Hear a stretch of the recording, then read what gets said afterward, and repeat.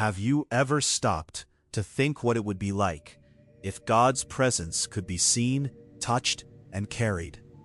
An object so holy that armies won battles simply by being near it. An object so powerful that men died just for touching it the wrong way. This object existed, and the Bible calls it the Ark of the Covenant. The Ark was not a common religious symbol. It did not represent God. It marked where God was. When the Ark moved, heaven moved. When it stopped, the people trembled. It was not carried by kings, but by chosen and consecrated men, because there, the glory of the living God dwelled. Inside, it were God's law, provision, and authority. Upon it, the blood of sacrifice. Above it, the invisible throne of the Lord.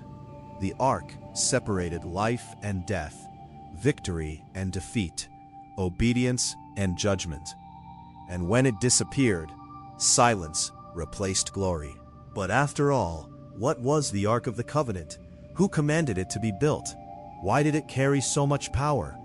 And the most disturbing question, where is it today? This story begins in the desert, with a direct command from heaven. The Ark of the Covenant was not born from a human idea. It was not created by kings, priests, or ambitious craftsmen. It was born from a direct command from God. In the desert of Sinai, as thunder tore through the sky and the mountain trembled, the Lord called Moses upward. There, surrounded by clouds and fire, God revealed something he had never done before. He chose to dwell among his people, not symbolically, not from a distance, but in a real, holy, and terrifying way. Let them make me a sanctuary, that I may dwell among them. God left nothing to chance. Every measurement, every material, every detail was revealed with absolute precision. The ark was to be made of acacia wood, strong and incorruptible, and completely overlaid with pure gold, inside and out. It represented something profound, humanity covered by divine glory. Its size was not large, but its meaning was eternal. It did not impress by dimension, but by the spiritual weight it carried. Above the ark, God commanded the making of the mercy seat, a cover of pure gold. There, 2 cherubim made of one piece, wings outstretched, facing one another. Between them, God said he would speak. There I will meet with you, and from above the mercy seat I will speak to you. The ark was not merely a sacred chest. It was the invisible throne of God on earth. But what truly made the ark so powerful was not only its construction, it was what was inside it. Objects carrying judgment, provision, and divine authority. Objects that would define the destiny of an entire nation. The Ark of the Covenant was holy on the outside, but what truly made men tremble was what was inside it. Few knew, even fewer could approach it, and almost no one ever dared to look within. Because inside the ark were not just ancient objects, they were living testimonies of the relationship between God and man, marked by obedience, rebellion, judgment, and mercy. The first object was the tablets of the law, 2 stones carved not by human hands, but by the very finger of God. They contained the 10 Commandments, the foundation of the covenant, justice, and divine morality. These tablets reminded the people of a hard truth. God is love, but he is also holy, and his law cannot be broken without consequence.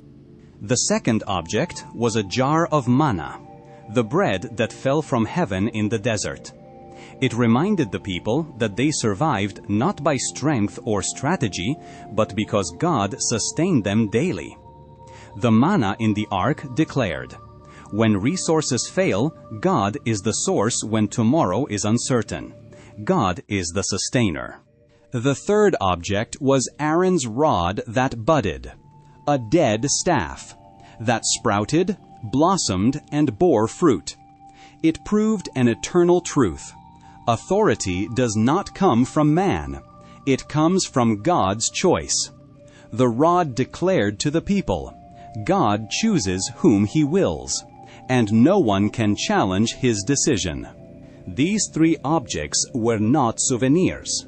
They were witnesses against the people. The ark carried the law that judged, the provision that exposed unbelief, the authority that condemned rebellion. That is why the ark's presence was never comfortable. It revealed hearts. The Ark of the Covenant was not a decorative symbol. When it moved, heaven watched and earth responded. Where the Ark was, God's presence manifested, for victory or for destruction. Israel soon learned this when they brought the Ark into battle, believing it would guarantee victory automatically. But God is not a charm, and the Ark could not be used as one. Even with the Ark present, Israel was defeated by the Philistines. Thousands died, and the unthinkable happened. The Ark was captured. The impossible became reality. Israel's most sacred object was now in enemy hands. Not because God lost power, but because He was teaching a lesson. Presence does not replace obedience. The Philistines celebrated. They took the Ark into the temple of Dagon, their pagan god. But that night, something happened. Dagon fell face down before the Ark. The next day, he fell again, with his head and hands broken off. And it didn't stop there. Tumors, plagues, and death struck Philistine cities. Wherever the Ark went, judgment followed. The Philistines realized too late. They had not captured Israel. They had provoked Israel's God. The Ark could not be controlled, used, or tamed. It carried the presence of a God who bows to no one. And now, everyone wanted to get rid of it. After bringing victory, judgment, miracles, and fear, the Ark of the Covenant simply disappears. No prophet records its destruction. No king announces its end. No battle reports its final loss. It was in the tabernacle, then in Solomon's temple, and then silence. When Babylon destroyed Jerusalem in 586 BC, all sacred items are listed, but the Ark is not among them. The Bible suggests the Ark was not destroyed, but hidden. According to Jewish tradition, the prophet Jeremiah hid the Ark before the Babylonian invasion. Other theories suggest tunnels beneath the Temple Mount, secret caves in Jerusalem, or even Ethiopia. But Scripture confirms none of them, because perhaps God never intended it to be found.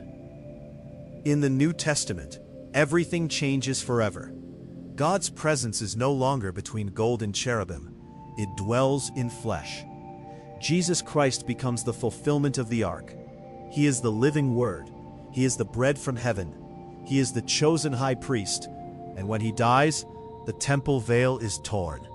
Access to God no longer depends on an ark. It depends on a lamb. The Ark of the Covenant may be lost to the world, but its message remains alive. God is holy. God is present. God demands reverence. Today, the question is not, where is the Ark? The question is, where is God's presence in your life? Comment, may God's presence dwell in me. Read Hebrews 9. Like, share, and follow for more stories that reveal the mysteries of faith.